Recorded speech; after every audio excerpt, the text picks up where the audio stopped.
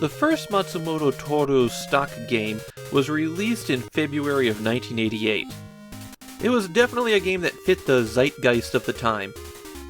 It had you day trading stocks in real-world companies, and all you had to do to beat the game was get 1,000% return on your investment per year.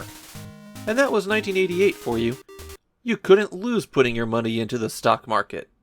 That was 1988, and in 1989, here comes Matsumoto Touru no Kabushiki Hisshougaku II. I am sure that the Tokyo Stock Exchange will also boom over the next 12 months, and this game won't be rendered ironic.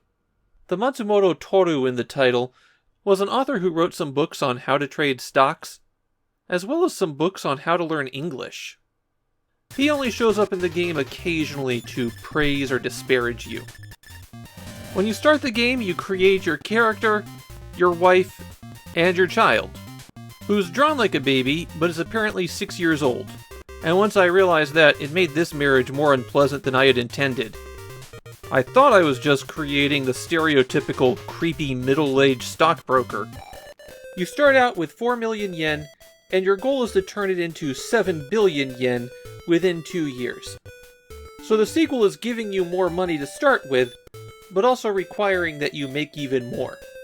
The stock interface is exactly the same though. The day's trading plays out on a clock, and you can engage in one trade a day. At least they've given you enough money that you can invest in more than one thing at a time when you start up.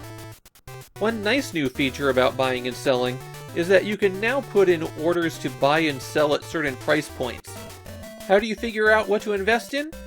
Well, you can check historical data, go online and check the day's news, or you could get out of the house. You can travel to different neighborhoods in Tokyo, and then explore them in a first-person maze looking for people who will give you stock tips. The HP in these segments is your health. You don't engage in combat, it just goes down as you wear yourself out. The best way to recover it is going home to your wife and spending some time with her.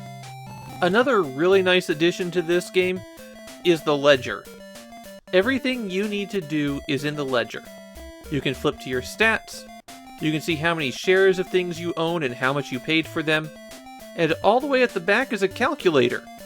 In the first game, you pretty much had to play with a calculator in front of you. If you didn't, you'd wind up spending more money than you had and cause a game over. Now you can check yourself in-game before you place a buy order. There's a battery save in this game, and if you hit reset without saving, the game penalizes you half your cash, so don't do that. You do have to manually save now. In the first game, it automatically saved at the start of every day. If I have one problem here, it's that this game is impossible to play without extensive knowledge of Japanese. On the stock trading, most of the company names are written in kanji, and they don't always use the obvious readings since some of these companies are pretty old. But the stock boards are the only place where they're labeled in kanji. So if you need to find the company that your stock tip is for, you're going to have to know how to read it. Given how little has changed since the original game, I don't have a whole lot to say about Matsumoto Touru no Kabushiki Hisshougaku II. It has the problem that all stock games have, where it falls into a simple loop of go get a stock tip, follow the stock tip, wait for the stock to rise, and then repeat. The biggest challenge in this game is learning where to go to find good tips. The most interesting thing here is that it's a game about the Japanese stock market released right on the cusp of the market crashing and the entire Japanese economy going into a decades-long death spiral.